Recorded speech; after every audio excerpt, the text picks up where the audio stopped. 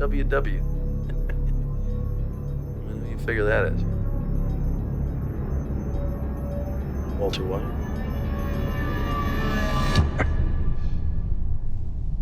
You got me.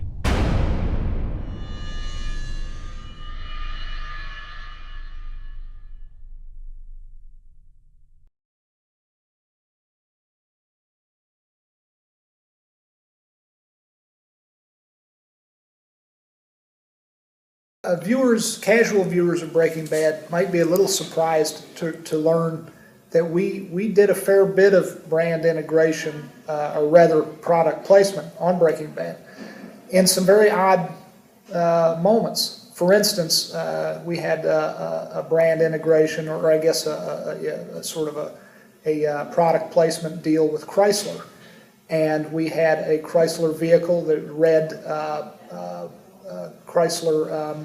It was a gosh, what was the car? It was a Challenger. It was a very beautiful muscle car that Walt gave his son, Walter Jr., and then Walt took it back and proceeded to do donuts with it, and then blew it up. Chrysler was fine with us doing that, which was surprising. They were fine with us blowing up their product, which I think was actually wise on their part, because we certainly didn't portray that it was an easy car to blow up, but rather we showed how exciting and how thrilling it was to own that particular vehicle and to drive, do donuts in a parking lot. It made Walt feel alive and thrilled, and certainly Walter Jr., his son, loved it very much too. So we have actually done product placement on the show. And we have also actually used a few real brands along the way.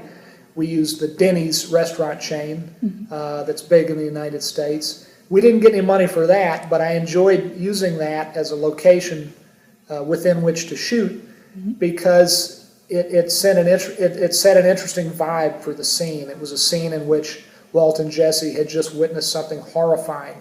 They had seen a terrible murder, and then they had to clean up the corpse, and then they go and they eat breakfast at Denny's, and they get the Grand Slam breakfast.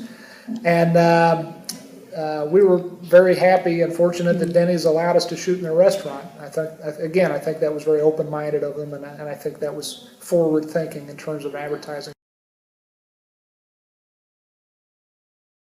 But we also make up brands. For instance, Los Pollos Hermanos, the chicken restaurant chain that Gustavo Fring, one of the bad guys, owns and operates.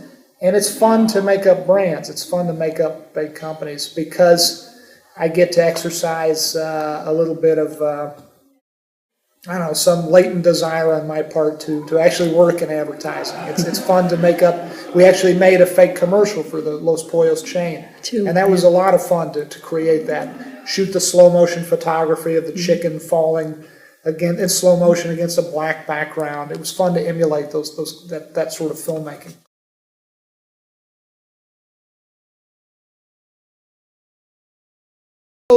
In terms of advertising, it's probably a case-by-case and product-by-product decision that needs to be made. If you are selling, in other words, if you're selling a product that is geared toward an exclusive lifestyle, if you're selling a very expensive perfume, I suppose the best way to advertise it is to say that if you use this product, you too will become glamorous and unobtainable and wonderful and wealthy and happy. I mean, there's a certain amount of wish fulfillment that exists in advertising. It always has and it always will. I personally would like to see advertising, to me, television commercials to me, and I still watch them. I'm one of the few people who doesn't speed through them on my TiVo. I actually watch most commercials because I find them fascinating little bits of storytelling, little miniature movies. But I find in general, so much of advertising today tries to be too clever. For my taste. A lot of advertising is very glib, and a lot of this, there's certain commercials I watch that I remember the little miniature movie, but I don't remember the product. I'll tell someone about a fun little commercial I saw, and at the end of it they'll say, what was it for? And I'll say, I don't have the foggiest idea what the commercial was for. So that has to be counted as a fundamental failure of advertising, it seems to me, if the little miniature movie is so exciting and funny and enjoyable and yet somehow you don't remember the product. I think that's a problem. Sometimes just good old-fashioned advertising that says, this is why you want this product, this is how it will make your life better. Maybe that would be more effective.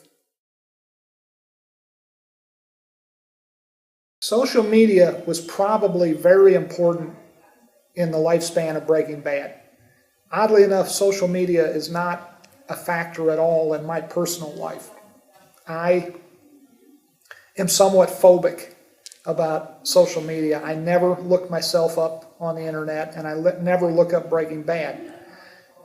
It's not because I'm not interested in people's reaction. It's probably because I'm a little too interested. And I fear that if I started Googling myself or the show, I would spend a great many hours poring over all the things that people are saying about it, and that would be detrimental to my mental health, and it would not allow me to get any work done. So I steer away from that stuff. I don't do Twitter, I don't do Facebook, I don't blog, I don't do any of those things. But nonetheless, I'm probably very visible, nonetheless, on YouTube or on various,